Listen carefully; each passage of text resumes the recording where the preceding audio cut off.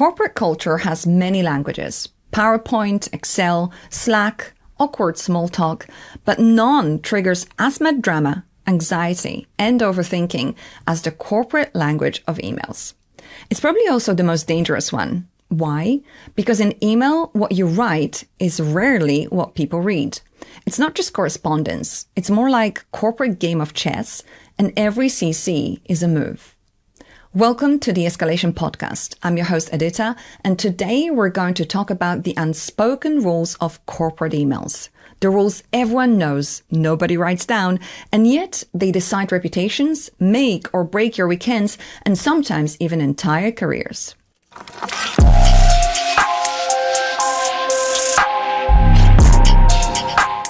If you work in banking and finance, or law, or any corporate environment really, email isn't just admin. It's not just, here's an update, here's a draft, here's the report. It's strategy, it's proof, and yes, it also can be politics. Which means every line you type is carrying some weight. We cannot deny it. Email is by far the dominant channel of communication in corporate life. It's where deals get made, decisions get confirmed, and mistakes get remembered. One misplaced word can create hours of damage control. One missing person in copy can turn into a trust issue. And one badly timed, friendly reminder can brand you forever as that kind of person. Emails live forever, and they're instantaneous in nature. They get forwarded, escalated, misinterpreted. They show up in audits, investigations, lawsuits. But beyond the serious side, they're also full of comedy, if you know what to look for. And just to be clear, we're not talking here about the ordinary BAU noise. The quick notes, the meeting invites, the thanks replies. We don't want to get too obsessed with those. I'm talking about the emails that are carefully crafted, the ones you know matter. The emails where you sit up straighter, reread them 5 times, and maybe even draft them in Word first, because those are the ones that really shape how you're seen. Because let's be honest, email isn't just about information. It's more about interpretation. People don't just read your words. They read into them. Or maybe we just assume they do. The tone, the timing, the formatting, it all gets decoded like a performance review you didn't even know you were having.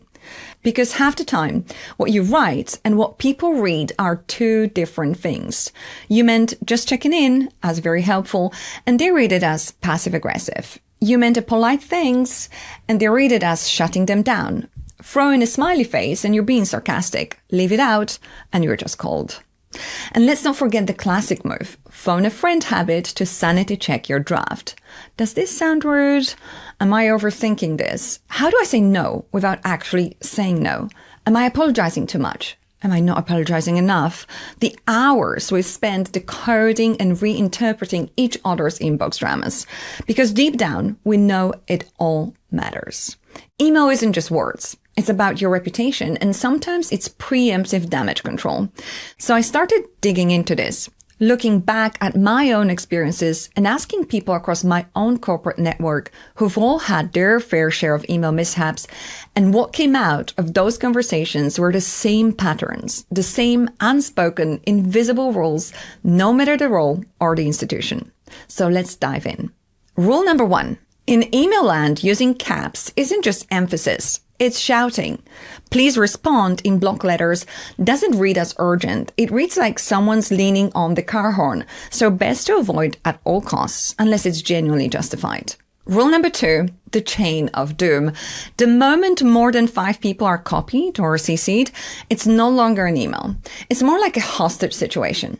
Add legal, you're in trouble. Add HR, someone's in trouble. Add the CEO, everyone's in trouble. And when the subject line mutates into you know you're trapped. I feel like sometimes that's when the thread stops being about solving a problem and becomes the problem. Rule number 3, timing games.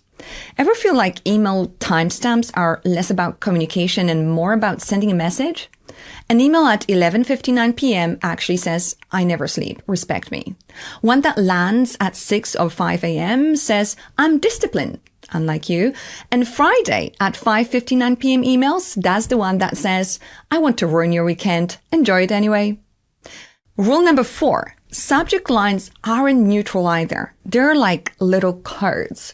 When someone emails you with quick question, what they really mean is brace yourself. This won't be quick. Urgent is almost never urgent. Most likely the person behind that email is about to go on a 2-week-long holiday and they want you to solve everything before they board the plane. And my personal favorite, friendly reminder. It's not that friendly. It's a looming deadline with a bow on the top. Number 5, the CC Olympics. As we know already, CCing is an Olympic sport in corporate world. Too few CCs and you're secretive. Too many and you're the office snitch. And then there is reply all. The fastest way to turn an email into a company-wide announcement you never meant to make. But we've all done it and said thanks to 400 people. Oh, and that recall button? It's corporate placebo. It's like a broadcast to the entire list that you wanted to erase the whole thing. Once you hit send on that email, it's done. Number 6, formatting is a dangerous game in email land. You make it bold, you're shouting. Use italics, it's like a passive-aggressive kind of whisper. Underline, it's the corporate equivalent of yelling with a highlighter. And heaven help the person who tries all 3. Next on my list is signature chaos. The human soul is revealed in email signatures. We've got an interesting range here, from the partner with 14 lines of degrees before and after the name, awards, and a motivational quote, to the junior who just says, "Thanks, Tom." And that's only because he hasn't figured out how to set one up yet. And the classic, "Sent from my iPhone," it's supposed to excuse typos, but really it just means, yes, I'm available everywhere at any time. In other words, treat your signature more like personal branding. Number 8, the ghost emailer. The one-word email from someone you consider quite senior saying just yes or no. No greeting, no "I hope this email finds you well," just what you perceive as judgment in its purest form. Even worse, no reply at all. Radio silence. It leaves you wondering, did they approve? Did they not? Did they not like my tone? Shall I follow up? And now you're trapped. Because the more you overthink it, the more their silence becomes louder than any email they could have sent. Number 9, attachments. The Bermuda Triangle. We've all been there at least once. Is the classic, "Please see attached," but nothing's attached. Then, oops, here it is, followed by apologies, wrong attachment, and sometimes even the sequel, sorry, wrong version of the wrong attachment. By the 4th email, you feel like your credibility has vanished into thin air. And finally, we'll wrap up with the most frequently used phrases from the corporate passive-aggressive dictionary. As per my last email, meaning, "Can you read?" Circling back, "You ignored me once, but I'm still here." Not sure if you saw this. I know you saw this. Just to clarify, you completely misunderstood me. For future reference, "You've messed up, so please don't do it again." And obviously the classic, "With respect," meaning no respect intended. So emails aren't just about communication, obviously. They're about perception. We tend to think that they shape how others see us, competent, reliable, chaotic, or passive-aggressive.